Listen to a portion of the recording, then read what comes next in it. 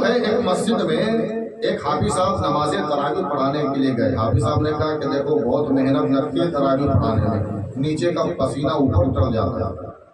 حقیقت یہ ہے کیوں حضرت ہے کہ نہیں ہے؟ تراویح جو ہے حلوہ نہیں ہے. جو تراویح پڑھاتا ہے اس سے پوچھو کیا ہوتا ہے تراویح پڑھانے میں. اب وہ حافظ صاحب گئے تراویح پڑھانے کے لیے. 20,000 میں طے ہوا تھا کہ میں جو تراویح پڑھاؤں گا اس کا نذرانہ جو ہے مجھے 20,000 دینا ہوگا. گاؤں والوں نے کہا ٹھیک ہے آپ آؤ تو صحیح. گئے نماز تراویح پڑھا دی، پورا رمضان نکل گیا. گاؤں والے جو ہے بڑے چلاک. جب تراویح پوری ختم ہو گئی، عید کا چاند دکھ گیا تو حضرت کو حافظ صاحب کو لفافہ پیش کیا. لفافہ جب حافظ صاحب نے کھولا تو اس میں 10,000 تھا. 10 غائب. تو کہا جو ہے بھائی ہم نے جو ہے آپ لوگوں سے پہلے طے کر لیا تھا کہ 20,000 نذرانہ دینا ہوگا، لیکن آپ نے تو بڑی چالاکی سے جو ہے کام لیا اور جو ہے بڑے دھوکے میں ہم کو رکھا. 10,000 روپے ہی دیے، 10,000 جو ہے آپ لوگوں نے دیا ہی نہیں. تو کہا حضرت لے لو، یہ مل گیا، اسی کو غنیمت سمجھو اور لے کر کے گھر جاؤ. تو حافظ صاحب نے کہا کہ نہیں، پہلے طے ہو گیا تھا، میرے ساتھ دھوکہ مت کرنا، ورنہ جانتے نہیں ہوں میں بہت الگ قسم کا آدمی ہوں. بولا الگ قسم کا آدمی کیا کر لو گے؟ اب وہ دادا گیری پہ اترا. حافظ صاحب نے کہا سوچ لو، اگر 10,000 مجھے میرے واپس نہیں دیے تو سمجھ لو پوری تراویح تمہاری خراب کر دوں گا، پوری تراویح خراب کر دوں گا. تو اب کیا خراب کرو گے؟ اب تو تراویح ہو گئی، اب کیا خراب کرو گے؟ اب تو ہو گئی پوری تراویح. گھر جاؤ، یہ 10,000 لو، گھر جاؤ. تو کہا نہیں دو گے 10,000؟ تو کہا نہیں دوں گا. لوگوں نے کہا نہیں دوں گا. تو کہا اب میں چھوڑوں گا نہیں، تمہاری تراویح خراب کر کے ہی چھوڑوں گا. تو کہا کیسے خراب کرو گے؟ تو بولا اس طریقے سے کہ تم کو معلوم ہے کہ میں نے رمضان میں جتنی بھی تراویح کی نماز پڑھائی ہے بغیر وضو کے پڑھائی ہے. اب بھگتو. تو اگر آپ کے پاس نہ ہو تو آپ فون پہ بھی کر سکتے ہیں، میں آپ کی محفل خراب نہیں کروں گا. درود پاک پڑھیں. اللہم صلی علی سیدنا و شفیعنا مولانا محمد بارک وسلم. صلاۃ و سلام علیک یا رسول اللہ صلی اللہ تعالی علیہ وسلم. نبی کریم علیہ السلام حضرت حلیمہ کے گھر سے چلے اور چلتے وقت اللہ کے حبیب علیہ السلام حضرت حلیمہ کی گود میں تھے. بس آخری پوائنٹ سنیے.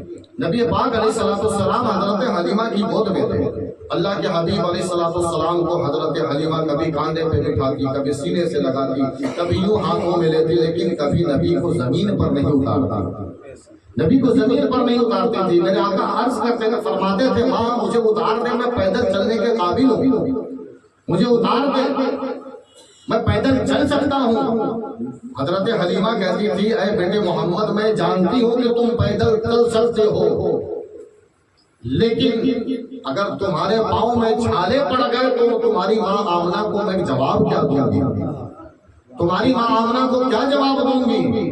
اور بیٹے آج ہم آخری مرتبہ ہو سکتا ہے کہ مل رہے ہوں، اس لیے کہ زندگی موت کا کوئی بھروسہ نہیں ہے، اور آخری بات ہو سکتا ہے کہ آخری مرتبہ تمہیں اپنی گود میں اٹھانے کا موقع مل رہا ہو سکتا ہے کہ آخری بار تمہیں اپنے کندھے پر بٹھانے کا موقع مل رہا ہو سکتا ہے کہ آخری بار تمہاری پیشانی چومنے کا موقع مل رہا ہو. اے بیٹا یہ موقع اپنے ہاتھ سے کیسے گوا سکتی ہو؟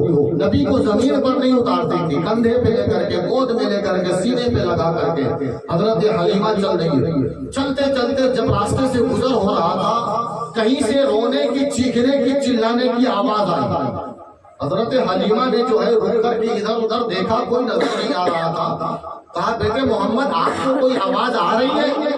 تو نبی پاک علیہ السلام نے فرمایا ہاں ماں مجھے بھی کسی کے چیخنے کی، پکارنے کی آواز آ رہی ہے. تو کہا آواز پر غور کیا جائے، آواز کدھر سے آ رہی ہے؟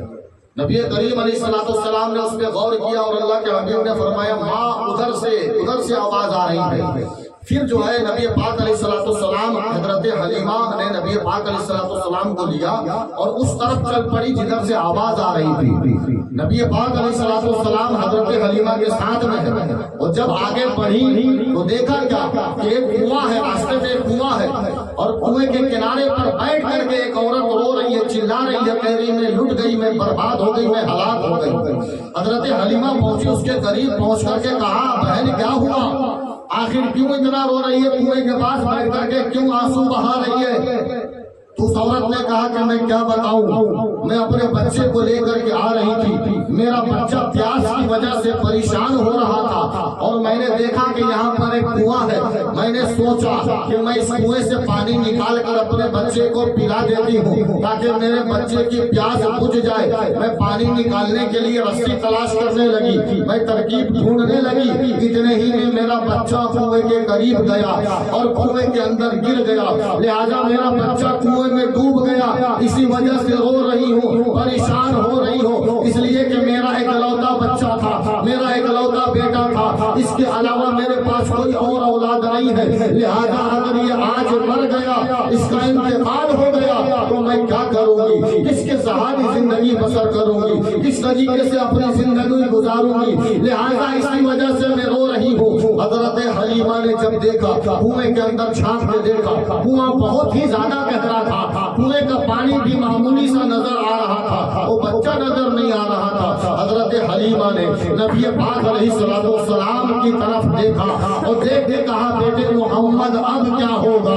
اللہ کے حبیب علیہ الصلوۃ والسلام مسکرائے، مسکرا کر کے میرے آقا کنویں کے قریب گئے، کنویں کے قریب جا کر کے اللہ کے نبی علیہ الصلوۃ والسلام نے اپنا لعاب دہن یعنی اپنا تھوک نبی پاک علیہ الصلوۃ والسلام نے کنویں میں ڈال دیا۔ اللہ کے حبیب نے اپنا تھوک کنویں میں ڈالا تھا کہ کنویں کا پانی جوش مارنے لگا، ابلتا ابلتا سارا پانی اوپر آ گیا اور اس عورت کا بچہ پانی سے باہر آ گیا۔ اس نے بچے کو لیا، حضرت حلیمہ کا شکریہ ادا کیا، ادا کرنے کے بعد آگے بڑھ گئی۔ اس کے بعد نبی پاک علیہ الصلوۃ والسلام سے حضرت